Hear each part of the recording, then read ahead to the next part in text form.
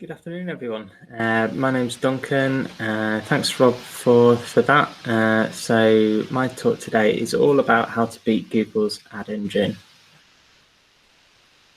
So what you'll learn today, we'll talk about how to take into consideration paid search dominance in your SEO campaigns.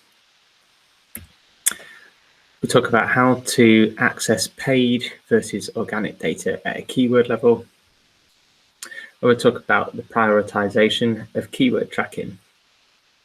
So firstly, I just wanted to do a bit of a recap on how Google counted their billions over the last 20 years. So firstly, this is a simple bar graph over the last 18 years of Google's ad revenue. So we can see here in 2010, just some of these kind of key milestones in building that ad revenue up. In 2010, Google launched Google Hotel Ads. And that meant that they instantly monetized overnight this area of Google Maps.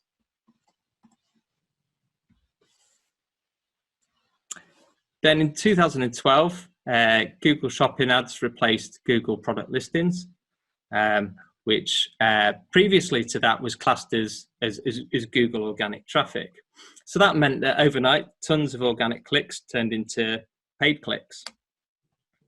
And here we can see a simple example of a keyword search where we've got, shopping results at the top, search ads, and then our organic results beneath them. This is actually a little bit topical as a little bit of an interlude of my history. Yesterday, Bill Reddy from the President of Commerce at Google announced that Google Shopping would be moving some of the results back to organic. Now this will begin next week, and they'll start to phase this in initially in the US before the end of April, and then they'll aim to expand this globally before the end of the year. So a little bit of a curveball for my presentation here. So we won't dwell on that. Back to the historical timeline. So in 2013, all device types were included in campaigns, and they were called enhanced campaigns. And this was primarily because, in these years, in the second decade between sort of 2021 and 2019, there was a massive explosion of mobile device activity. And in turn, this meant there was an explosion in paid clicks from mobile devices. In 2016, the number of ads at the top had increased over these years again from one or two to three, and then up to 4 in 2016, which looks a little bit like that. And then in 2017, there was a broadening of when advertisers were sponsoring keywords on Exact Match to include associated phrases, which meant that more impressions would be served to those keywords. In 2018, expanded text ads got quite a bit bigger. And the other change in 2018 to mention was that the Google Hotel Ads merged into the Google Ads platform, which gave it more exposure to small and medium-sized hoteliers. So what does this mean for SEO? Firstly, paid click-through rate is slowly increased over that time frame. We can see that buying intent keywords will attract more ads in some instances. And there's been a growth in zero-click searches. So this talk is primarily about paid versus organic clicks. But what do we mean when we talk about zero-click searches? So in this example, we've got a keyword search of best Dell monitors. And here we can see a list of best Dell monitors that have been snippeted by Google from a web page. So in this instance, it might well be that the user can take the information that they need from Google search engine results pages and crack on without actually clicking through.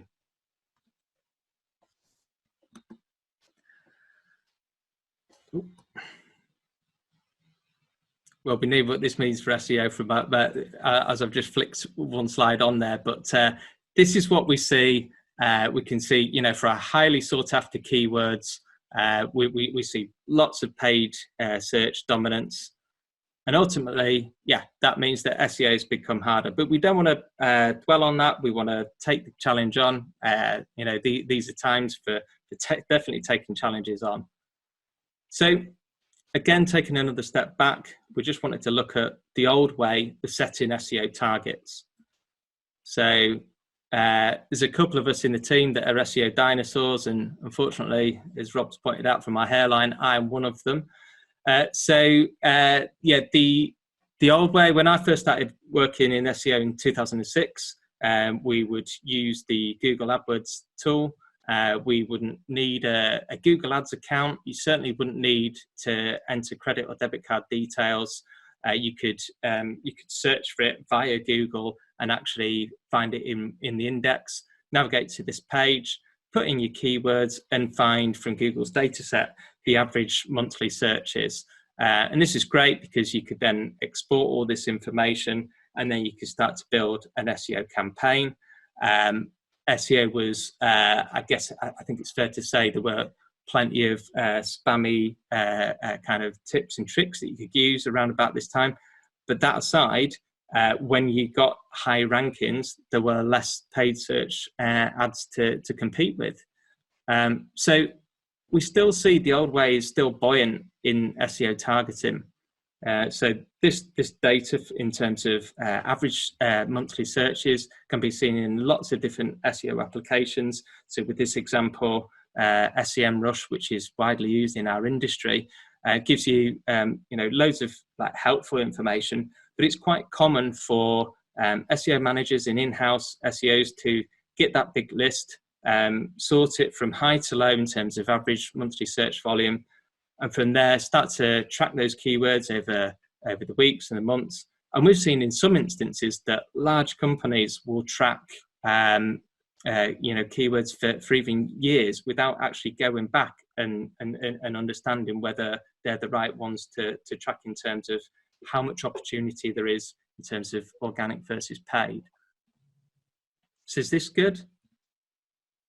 We find that there's definitely a better way than effectively hoping that we're going to get into a good position. We need to build in more context into our SEO strategy, and this is primarily based on all of this, is that SEO activities still create an amazing commercial impact on businesses.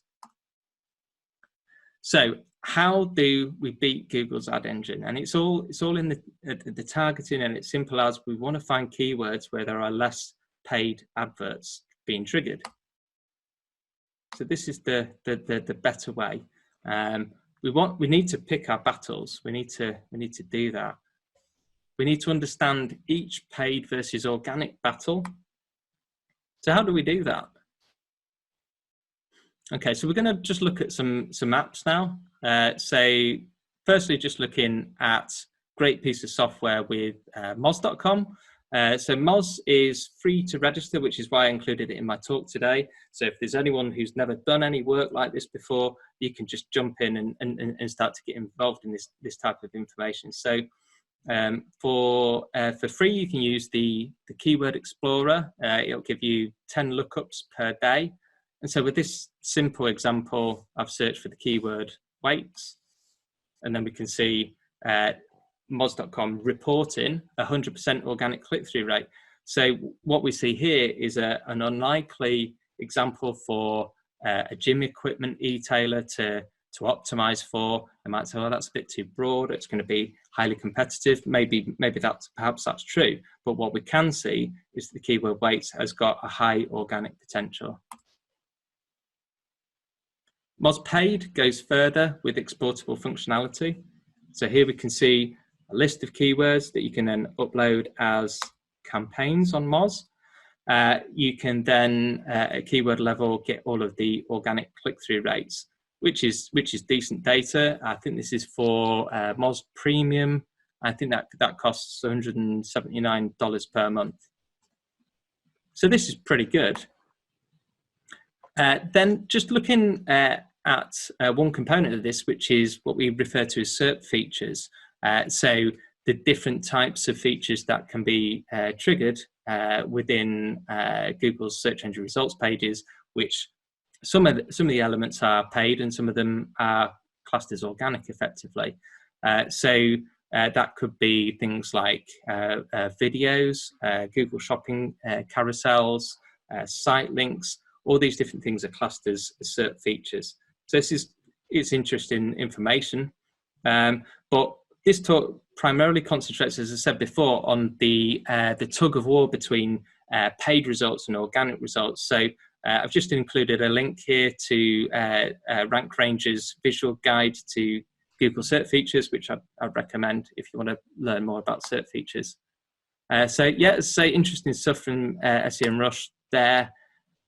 But back on the paid versus organic click comparison. So aahrefs, another SEO app, really popular, really powerful, provides us with this data built from their own index.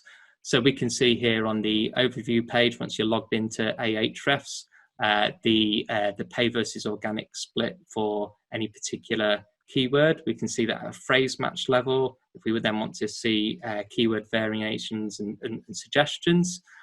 And as I said, they get that from their own index. And so if you've never used aahrefs before, they do a 7-day trial for $7. It's well worth checking out. However, this information isn't exportable like it is in Moz. And so that was for us a little bit of a bugbear because we wanted to kind of get to grips with that data and we wanted to start to do stuff with it. So we built our own internal tool that would effectively automatically log the app into our aahrefs license and then scrape out all of that data. So this is a simple example where the keyword search is earrings, and then past that we then get just with a button click we get a CSV file rather, and we can then start to compare and contrast our different kind of keyword set. So we get 50 results here, and then we can start to really get an idea on how we use that in an SEO strategy. So that's really good. Some other apps that I'd recommend checking out. So stat.com, RankRanger, Systrix, and Pi Data Metrics, all really powerful apps that some of you have probably heard of or even used. We've had some demos on a couple of these and we'll certainly be checking them all out. Okay, so now we know where to get and access the paid versus organic data. What are we going to do with it? How are we going to use it in our SEO strategy in terms of how we take on and how we beat Google's ad engine?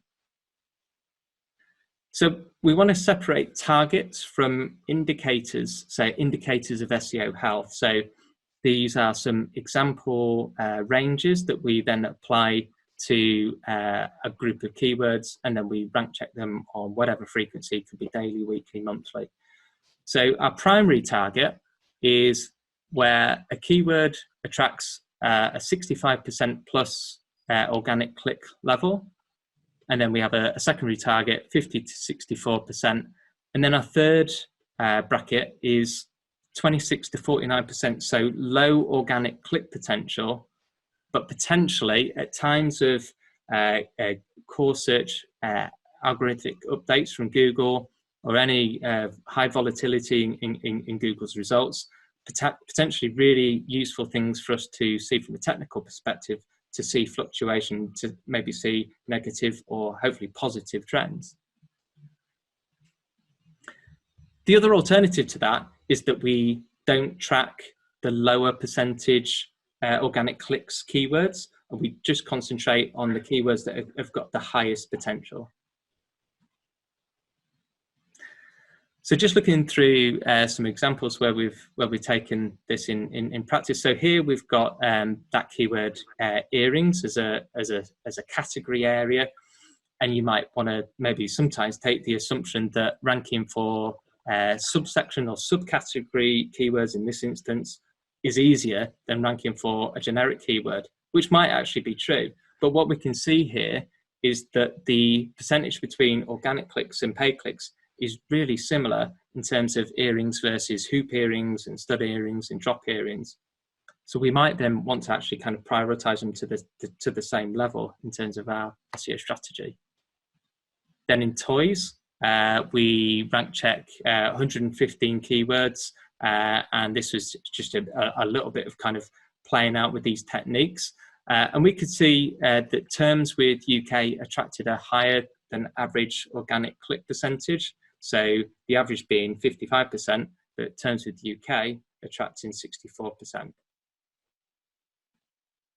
So some useful kind of nuggets of opportunity there.